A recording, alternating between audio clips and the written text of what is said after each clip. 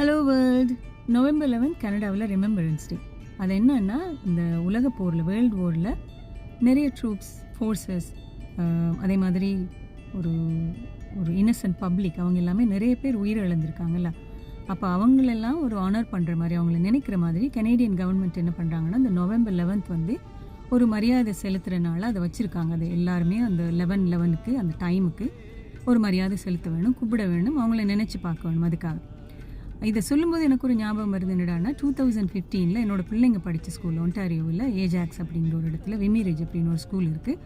அங்கே படிச்சுட்டு இருக்கும்போது நெதர்லாண்ட்லேருந்து நிறைய டூலிப்ஸ் அனுப்பியிருந்தாங்க. எதுக்குன்னு பார்த்தீங்கன்னா, அந்த வேர்ல்டு வார் டைமில் கனடா அவங்களுக்கு ஹெல்ப் பண்ணியிருக்கு, அவங்களுக்கு ஆக போராடி ஹெல்ப் பண்ணதுக்காக அனுப்பியிருந்தாங்க.